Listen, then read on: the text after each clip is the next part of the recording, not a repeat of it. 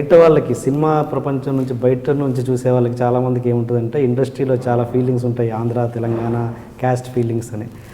అంటే మిమ్మల్ని ఇద్దరిని చూస్తే అది నిజం కాదనిపిస్తుంటుంది, ఎందుకంటే you're from Andhra, you're from Telangana.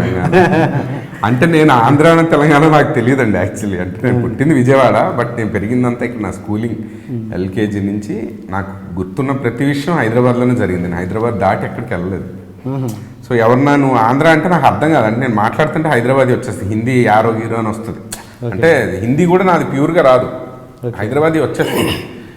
Telugu అంటారు కొంతమంది, తెలుస్తుంది, నీది కొంచెం ఆంధ్ర మిక్స్ అవుతుంది, ఆంధ్ర అని తెలిసిపోద్ది అంటారు. కానీ నాకైతే తెలియదు, అంటే నాకు ఆ ఫీలింగ్ లేదు బేసిక్, వీడికి లేదు. ఒకవేళ అట్లా ఉండుంటే ఇంక మా ఆఫీస్లో ఒక లైన్ గీసి తెలంగాణ డిపార్ట్మెంట్, ఆంధ్ర డిపార్ట్మెంట్. సరదాగా ఇప్పుడు విడిపోయాక మామూలుగా నేనే అంటుంటా, బాగా ఎప్పుడు వెళ్ళిపోతున్నారో మిస్టేక్. ఓకే, అంటే మీరు విజయవాడ కదా, అంటే వెళ్ళరా, విజయవాడకి వెళ్ళరా మీరు? సమ్మర్ వెకేషన్కి అమ్మమ్మ తాతయ్య ఉన్నప్పుడు, తాతగారు పోయారు, అమ్మమ్మ వచ్చేసారు, ఇక్కడే ఉన్నారు. నో వన్ దేర్ ఇప్పుడు. ఓకే ఓకే, మీ యూఆర్ ఫ్రమ్ తెలంగాణ కాబట్టి మీకు ఆంధ్ర కల్చర్లో మీకు నచ్చిన అంశం ఏంటి? అంటే మీరు క్లోజ్గా మీరు ఫ్యామిలీ ఫంక్షన్స్ అటెండ్ అవుతుంటారు కదా ఇద్దరు, మీరు అటెండ్ అవుతుంటారా? తెలంగాణ ఫంక్షన్స్ అటెండ్ అవుతారు, మీరు ఆంధ్ర ఫంక్షన్స్ అటెండ్ అవుతారు.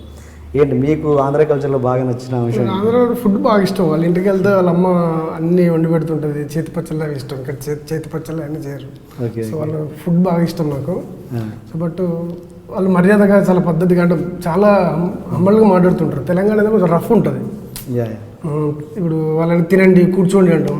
మా దగ్గరికి వెళ్ళేసరికి తిను అంటాం. తిను అనేది వాళ్ళకి ఇబ్బందిగా ఉంటుంది. తిను అనేది మనం ఇక్కడ తిను అంటే వాళ్ళు తినండి అనే, బట్ ఏంటి తిను అంటున్నాడు ఏంటి, ఇంత అది మీనింగ్ మారిపోతుంది. మీకు తెలంగాణలో నచ్చిన విషయం ఏంటి కల్చర్లో? కల్చర్ అంటే నాకు అదే బేసిక్గా నాకు అంత కల్చర్ డిఫరెన్స్ తెలియదు నేను, ఎందుకంటే బేసిక్గా హైదరాబాదీయే కాబట్టి నాకు అంత డిఫరెన్షియేషన్ తెలీదు. బట్ బాగా మేజర్ తేడా ఏంటంటే తెలంగాణ వాళ్ళు నాన్ వెజ్ వండితే మామూలుగా ఉండదు అనేది నా మైండ్ సెట్ బేసిక్గా.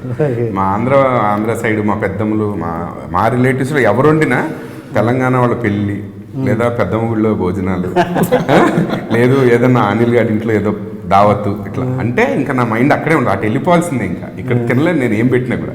ఇక్కడ మటనే ఉండొచ్చు, చికెనే ఉండొచ్చు, అక్కడ అదే ఉండొచ్చు, కానీ అక్కడికి వెళ్ళి అవుతుంది. అంటే అది అలవాటు అయిపోయింది నాకు బేసిక్గా. అంటే ఇంత ఇట్లా పెట్టడమే. ఇప్పుడు మా ఫ్రెండ్ శ్రీశైలం ఉన్నాడు, వాళ్ళ చెల్లెలు 4 చెల్లెళ్ళు ఉన్నారు.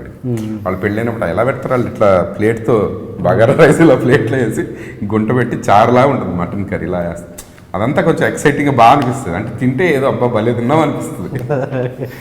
సకినెలు ఒకటి బాగా ఇష్టం నాకు.